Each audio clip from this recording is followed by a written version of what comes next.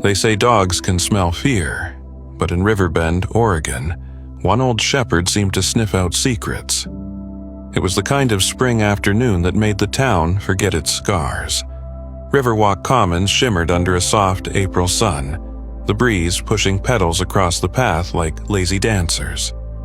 Children clutched juice boxes, retirees read paperbacks under cedar shade, and someone played gentle bluegrass from a portable speaker. The benches still bore the warmth of the morning, and the grass buzzed faintly with bees tumbling through clover. In the middle of it all, on the farthest bench tucked behind a row of blooming dogwoods, sat Deputy Cole Merrick and his dog, sharing their usual lunch. Cole was 37, with shoulders that bore too many quiet weights and a face that had learned to betray nothing. His patrol uniform was loose at the collar, sleeves rolled just enough to show a fading scar near the crook of his elbow. Across from him, lying on the cool concrete, was Scout 10 years old, half-retired, full shepherd, with amber eyes that never stopped scanning and ears that only flicked when something truly mattered. Their ritual was simple. One sandwich split down the center. Cole took his half with coffee. Scout got the other half with a biscuit on the side. No words passed between them, but the rhythm never wavered. Not until today. Scout's body stiffened mid-chew, tail lowering slightly, then curling. His head turned sharply to the left, eyes narrowed at a cluster of bushes that framed the path near the community garden. Cole followed the gaze, slowly lowering his sandwich. From the shadows stepped a small girl, maybe 7, possibly 8, wearing a jacket 2 sizes too large, sleeves swallowed past her hands. Her hair was thick, tangled, and uneven like it had been cut by trembling fingers. A tear at the knee of her jeans flapped with each step, but it was the shoes that caught Cole's attention, old canvas, nearly soleless, and laced with bright red shoelaces the color of strawberry candy. The girl stopped a few feet away. Her chin dipped as if to vanish into her collar, and her voice, when it came, was barely more than wind. "Can I sit with you and your dog?" Scout didn't growl. He didn't move. But his gaze softened in a way Cole had learned to trust over years of hard streets and colder crimes. Cole nodded toward the bench. She climbed up carefully as if the seat might shatter beneath her weight. She didn't speak again, but her eyes followed every motion as Cole unwrapped a second biscuit and placed it between them. She didn't touch it, not right away. Only when Scout nudged it closer with the tip of his nose did her fingers finally close around it, quick and trembling. They sat like that for a while, 3 still figures amid the lazy hum of a town pretending everything was fine. Cole didn't ask questions, not at first. Some kids needed quiet before they remembered how to speak. The girl chewed slowly, never taking both hands off her food. Her eyes darted every time a stroller passed or a bicycle bell rang out. But eventually, her shoulders dropped half an inch. Her breath grew deeper. She looked at Scout, who now lay with his front paws crossed, and whispered, "He's not like the other ones." Cole glanced sideways. Other what? The girl's lips pressed tight. She picked at the biscuit. "He doesn't bark," she added finally. "They always barked." Scout thumped his tail once, gently, as if answering her in code. Cole offered her his water bottle. She shook her head. "You got a name?" he asked, careful to sound more curious than official. She hesitated, then almost like testing the weight of a forgotten word, she said, "Mira." He nodded, folding the name into memory. "I'm Cole. That's Scout." Mira gave a nearly invisible nod. Her eyes remained on the dog. A few feet away, behind a planter full of purple alyssum, a camera clicked. Julia Lane had been walking the park trails, looking for textures and morning light. She was a local freelance photographer and ran a modest blog focused on kindness in small places, porch swings, thrift store owners, the silence between long-married couples at diner booths. But what she saw now, through the arch of her lens, made her forget the rule about not photographing children. She captured it. The red laces hanging from Mira's shoes like streamers from a party never attended. The way Scout leaned slightly toward her like a lighthouse dog recognizing a soul shipwrecked. It wasn't just a picture. It was something else. She would post it hours later, with no names and no location tagged. Just a title: The Bench Beside the Dog. Back on the bench, Mira shifted. Her hand grazed the patch on Cole's sleeve. She traced the embroidered lettering slowly. "You're a sheriff?" "Just acting chief," he said, "until they find someone permanent." Her gaze didn't change. "Do sheriffs know bad people?" "Sometimes." She looked down. Then, almost inaudibly, "There was a man. He had a tattoo, a snake biting its tail. He smiled all the time, but the smile didn't match his eyes." Scout's ears perked sharply. His head lifted. A low rumble built in his chest. Not a growl, but something deeper. Recognition. Cole froze. "You saw that tattoo where?" But Mira just shook her head. "It's not safe to talk about it," she said. A crow passed overhead. Somewhere across the field, a child screamed, not in pain, just the wild screech of play, but Mira flinched like it carried memory. She set the rest of the biscuit on the bench and folded her hands in her lap. "They said if we told anyone, they'd put us in the quiet room." "Who's they?" She didn't answer. Cole didn't push. Instead, he reached into his jacket and pulled out a small protein bar, unwrapped it halfway, and set it beside her on the bench. She stared at it, unmoving. "They lock the doors at night," she said suddenly. Her voice was flatter now, practiced. "You couldn't open them from the inside, not even the windows." Cole turned toward her slowly. "Where?"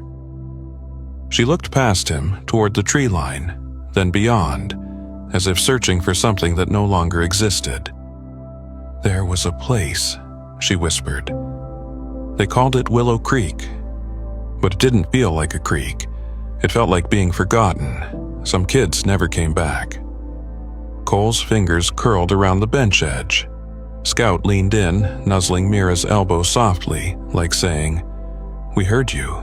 And somewhere, deep in the back of Cole's mind, an old headline flickered something about a youth facility that closed down quietly, without ceremony. Just a shuttered building and a sealed report. But the strawberry laces were real. And now, so was the girl who wore them. Riverbend slept beneath a hush of fog the next morning, the kind of mist that softened rooftops and blurred memory. The park was nearly empty, save for the crows that circled overhead and the rhythmic clink of Cole's boots on the wet sidewalk as he walked Scout along the path they knew by heart. Mira hadn't spoken much after the bench. He'd let her stay in his patrol cruiser until sunset, wrapped in an emergency blanket, sipping apple juice from a vending machine carton. She hadn't asked to go anywhere. And when he'd offered to bring her to the station overnight, she only nodded. No panic, no protest, just quiet resignation.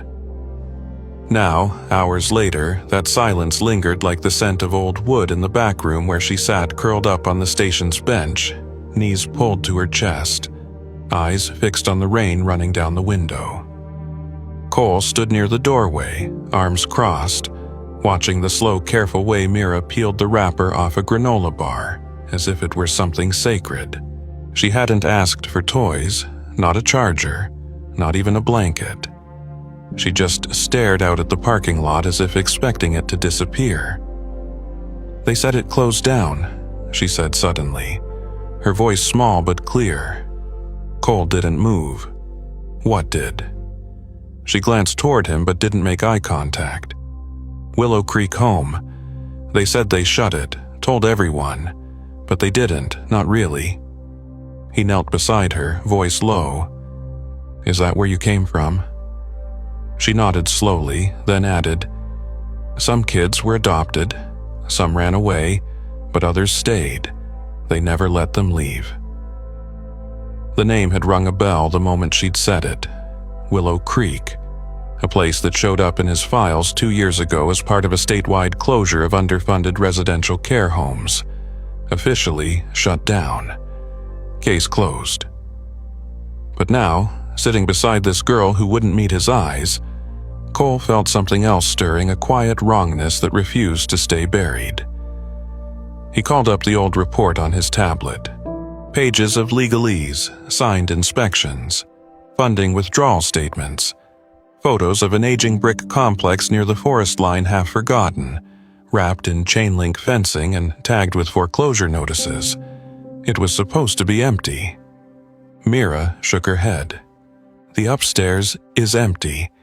That's where they take the pictures when people come. But the basement, nobody looks there. Cole paused. You were kept in the basement. Her lip trembled. Not always, just when you talked too much. Scout, who had been resting by the door, suddenly rose. He moved toward Mira, nose twitching, tail low and still. He sniffed at her backpack, a faded purple thing with peeling butterfly decals, and froze. Cole watched his partner closely. The shepherd took one step back, ears flattening. Then, without warning, he let out a low whine, the kind he hadn't used since the Taylor Lake abduction case 3 years ago. Cole's breath caught. That sound the same warning Scout made when they found remnants of chloropicrine gas laced inside a cooler of missing evidence. He stepped forward, gently reaching for the zipper on Mira's backpack. Inside was a change of clothes, a half-used inhaler, and a tightly sealed plastic, pouch vacuum-sealed, professional grade. It contained what looked like a school-issued ID card, several folded drawings, and a blue teddy bear with a missing eye. But as Cole pulled the pouch closer, Scout let out another sharp whine and backed up. His nose pushed against Mira's leg, then retreated as if pleading with her to speak. Cole carefully opened the pouch. The smell hit him instantly, faint but unmistakable. Industrial disinfectant mixed with something more chemical. Acrid, like ammonia and latex melted together. It triggered a sense memory sharp and wrong. "You've been around something bad," he murmured. "Something we missed." Mira didn't answer. Later that afternoon, Julia Lane arrived at the precinct unannounced. Camera bag slung across her shoulder and laptop under one arm. She was polite but insistent. "I need to show you something," she said to Cole as he waved her into the office. She set the laptop on his desk, pulled up a set of satellite overlays, and clicked into a live drone archive. "Willow Creek's supposed to be sealed, right?" she said. "Closed down. No utilities, no mail. But last week, one of my readers, an amateur drone operator, noticed heat signatures coming from the southern wing. Nighttime footage and not wildlife." She zoomed in. There, in grainy black and white, were moving specks of light, small, low to the ground, blinking intermittently. Then, 2 larger figures dragging something between them. "Thermal doesn't lie," Julia said. "They're still using the basement, and they're not just storing boxes." Cole leaned closer. The building was marked as abandoned on every city map. No permits, no records of purchase, but someone was there recently. "I've been digging," she added. The place was run by a private foundation called Haven Bridge Youth Services, but last year they dissolved quietly liquidated assets, changed board members, and reopened under a different name, Clearwater Forestry, LLC. Forestry? Cole raised an eyebrow. They own land across 3 counties, mostly timber plots and old train yards. But look at the paperwork. This address is still listed under storage and equipment. A knock interrupted them. Grayson Bell stepped into the office, his flannel soaked from the drizzle. He looked uneasy, as if unsure whether to speak or walk back into the rain. "I seen her before," he said. eyes darting toward Amira, who now sat on a worn bench outside the office, humming quietly to herself. "You saw Mira?" Cole asked. Grayson nodded. "A few weeks ago, she was on the side of the road near Penny's diner, looked scared, limping. A white van pulled up. Some guy stepped out, real clean-looking, with gloves. She ran. Van followed. I figured maybe it was a relative, but something felt off. Why didn't you say anything?" "No one listens to people like me," Grayson muttered. Cole exhaled. "What happened next?" "She got away, slipped into the woods behind the RV lot. That's the last I saw her." That night, Julia received an encrypted email from an anonymous address. No message, just an attachment. A still frame from a night vision trail Cam fixed on the back gate of Willow Creek. The timestamp read 3:14 a.m. 4 days ago. A van, white, unmarked, taillights glowing, and two small shadows in motion. Children, one being carried. The file name was simple. They never left. The woods around the former Willow Creek home no longer pretended to be silent. The air held a tension that didn't belong to wind or wildlife, and every step Cole Merrick took along the narrow service trail cracked twigs like warnings. Scout padded ahead with focused purpose, nose low, ears pivoting. The shepherd hadn't barked once, not since the moment they crossed under the rusted gate that still bore the faded emblem of a broken tree and the slogan, "Rooted in Care." The irony was almost cruel. Julia trailed a few feet behind, her boots caked in mud and her breath shallow. She carried a shoulder bag loaded with a GoPro, flashlight, and recorder. It wasn't just curiosity anymore. This was now something personal, something that wouldn't let her sleep if she walked away. The building loomed ahead, 3 stories of red brick decay, with boards nailed haphazardly over windows and weeds clawing up the siding like the land itself was trying to drag it back underground. They slipped through a gap in the maintenance fence. No security lights, no signage.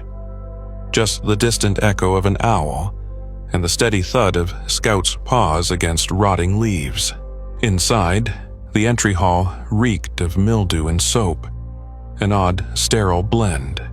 Wallpaper peeled like shedding skin.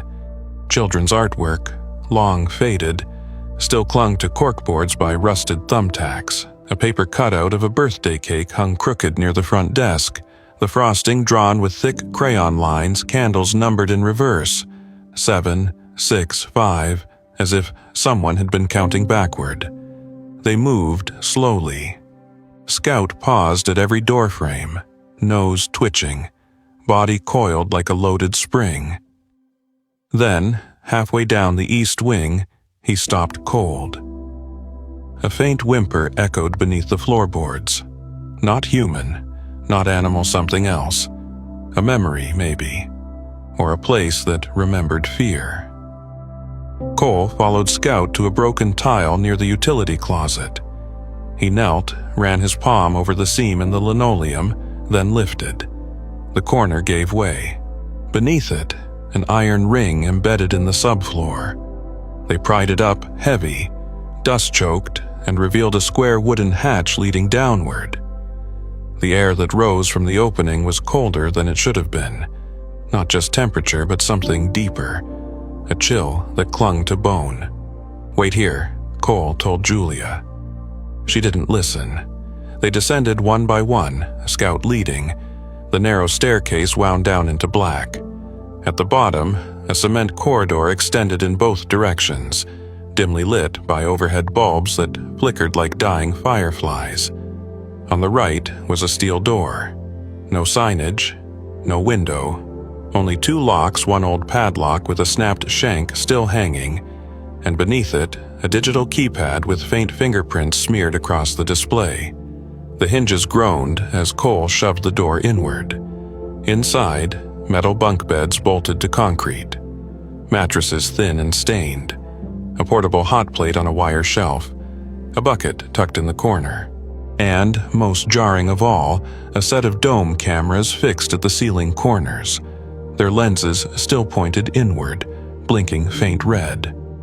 Scout paced the room once, then stopped. His nose touched the wall beside the lower bunk. There, carved into the paint in uneven lines, was a message etched with a fingernail, perhaps. They make you sleep. Then they choose. The lights flicker first. Beneath it, another line in trembling script. If you smell lavender, don't breathe. Julia turned away, hand pressed over her mouth. The scent was faint, but present an artificial floral note, clinging to the room like a whisper. Not perfume, not a candle, something clinical. Cole crouched near the hot plate. The burner was still warm. Scout circled again, then moved toward a side closet. The shepherd scratched twice, let out a deep woof. Cole opened the latch. Inside sat a pile of clothing child-sized shirts and socks, all folded too neatly. Tucked beneath them, a plastic tote of ID tags, school badges, health clinic cards, all bearing different names, different photos. But every one of them had the same intake stamp from Willow Creek. There were too many. He stepped back, dizzy. The room wasn't just a punishment cell, it was a waypoint. Julia snapped a photo of the corner. Her camera flashed, briefly illuminating the top bunk's underside. There more scratches. A door. It has no knob, it hisses when it closes. Scout growled. Cole spun, flashlight up. From beyond the hallway, somewhere deep in the concrete maze, came a soft, mechanical sound. A vent engaging, air moving. No footsteps, no voices, but a presence undeniable and watching. Time to go, Cole muttered. They didn't run, but it was close. Up the stairs, across the atrium, through the fence. Scout didn't look back. Only once they reached the squad car did Julia finally speak. Her voice was hollow. There were at least 4 kids there, recently. Cole nodded, and someone's still bringing them. Behind them, the woods whispered again, but this time it wasn't wind. It was breath. Still lingering in the room with 2 locks. The night broke like glass. Cole's phone buzzed at 2:37 a.m. The kind of buzz that cuts through dreams like a scalpel. The feed from the town's outdoor security cam. A live motion alert flashed across the screen. Static, then a brief clip, the back alley of the Riverbend fire station. The camera had gone dark, then blinked back on, just in time to catch the blurred outline of a white cargo van rolling past, headlights off. There was no license plate. Scout was already on his feet by the time Cole sat up, tail rigid, breath low, ears trained toward the front door like radar. The shepherd didn't bark, he never did when it mattered.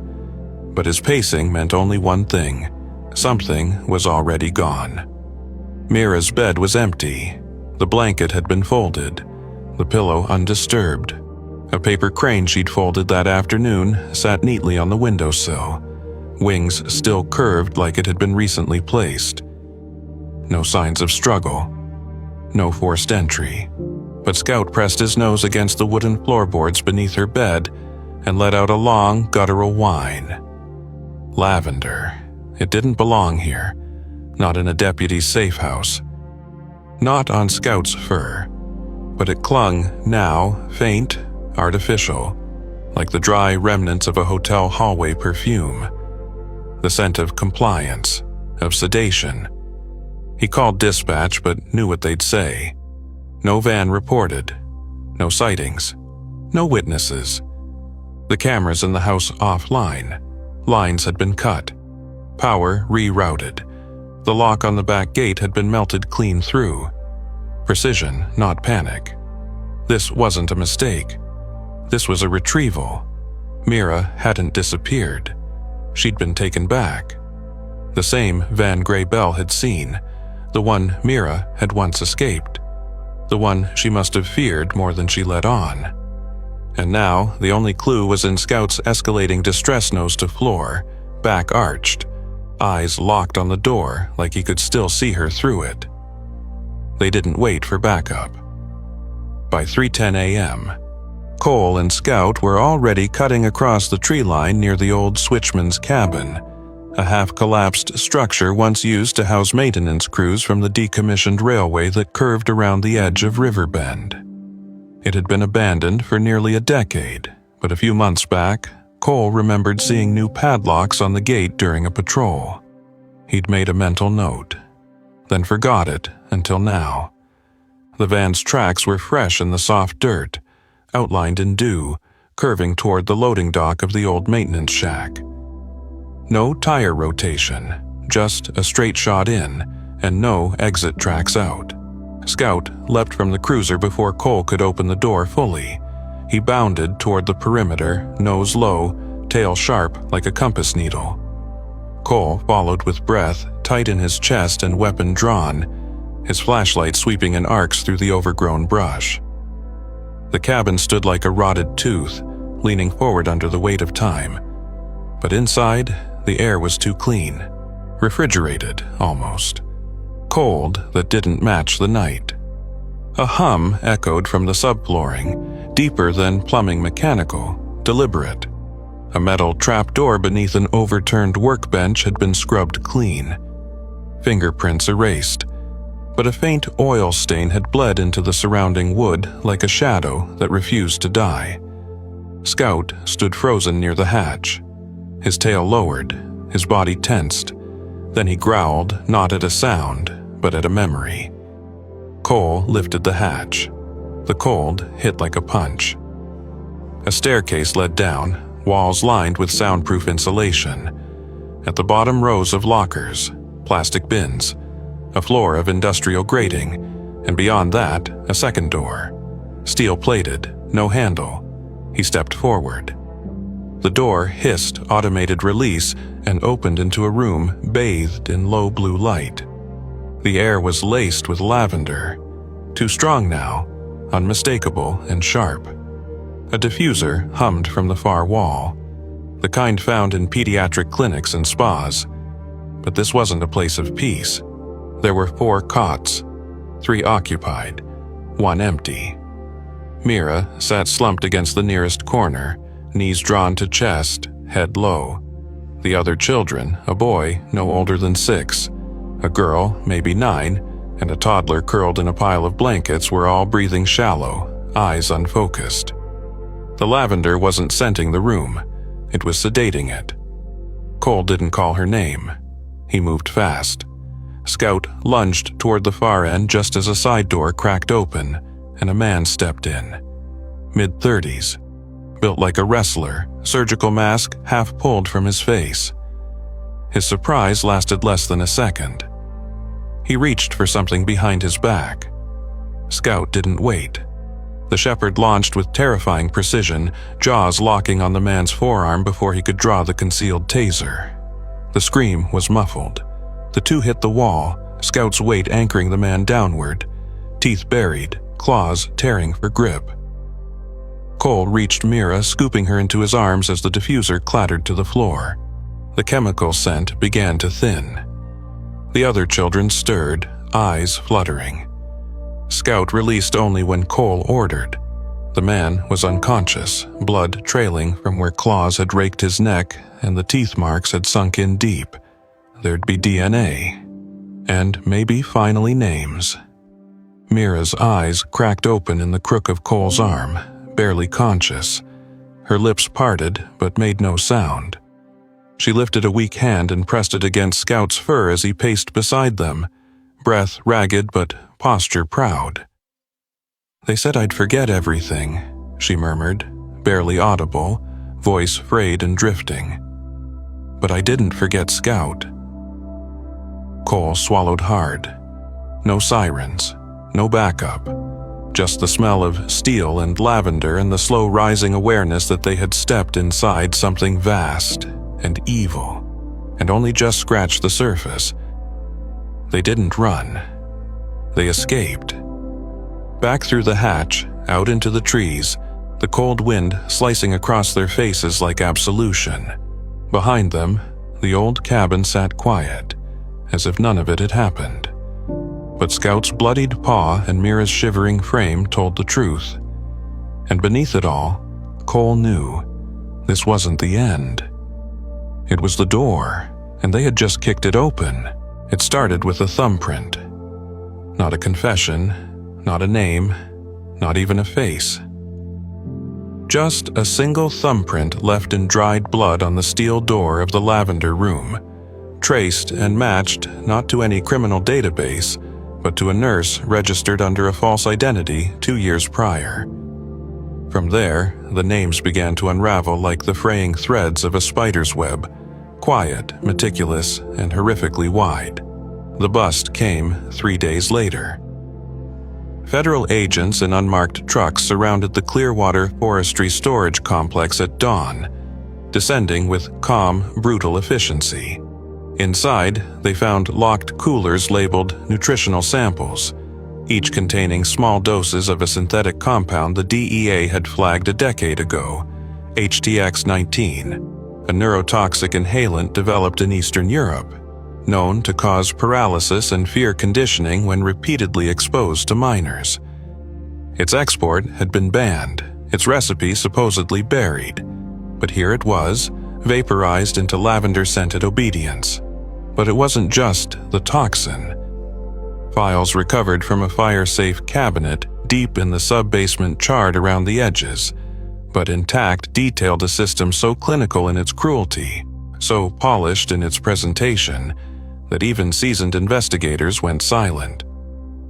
Children were assigned behavioral values, their daily output tracked. The more convincing the public performance, be it begging at train stations, selling flowers, or performing rehearsed sob stories, the higher their worth.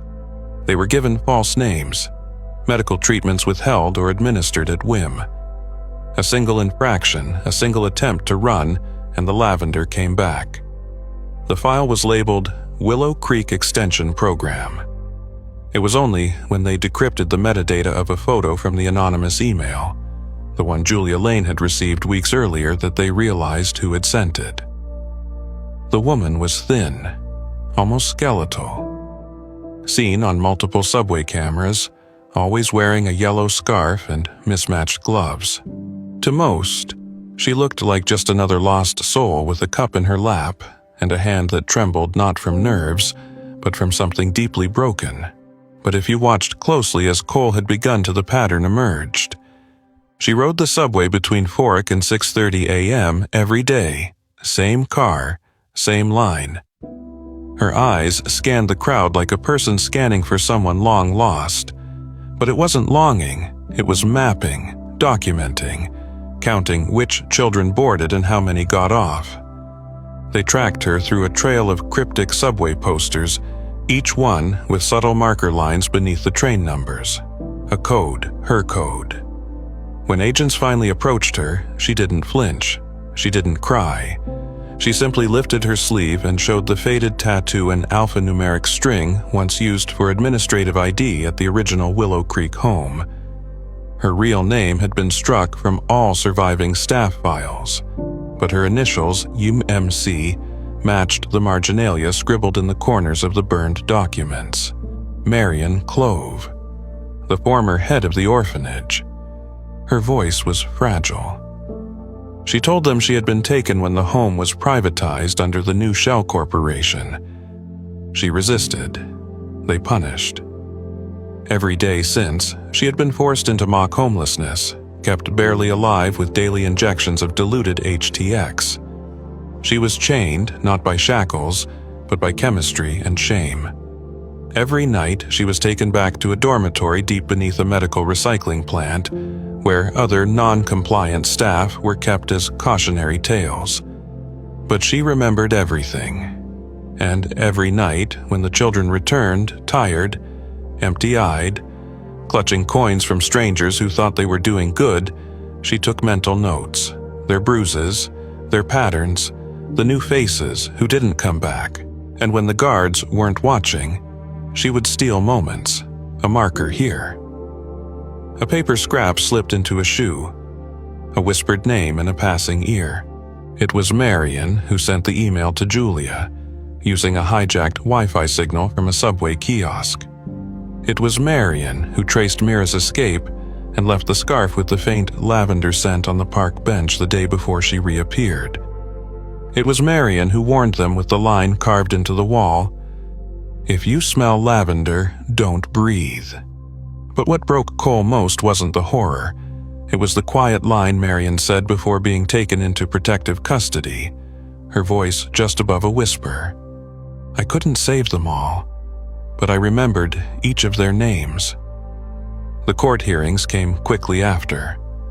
Federal charges filed. Over 17 children recovered from across the state in coordinated raids over a single weekend. The media dubbed it the Lavender Network. But in Riverbend, it would always be remembered by its truer name, the place where birthdays were erased. Julia Lane's documentary, The House Without Birthdays, aired online 3 weeks later. It opened with a still image, a pair of red shoelaces, frayed and knotted, looped gently over the armrest of a public bench. Mira's shoes. Scout sitting beside them, alert, protective, his gaze cast toward the playground beyond the lens. The final frame read, "Some stories don't end when the child is found. Some begin there." Mira was granted permanent custody to Deputy Cole Merrick shortly after the last federal raid.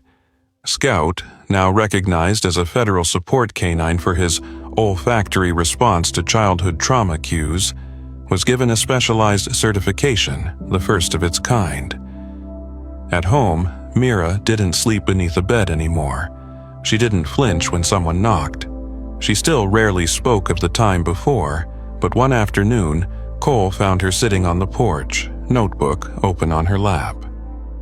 Inside were hand-drawn maps, names, faces she remembered, some smiling, some faded, but none forgotten.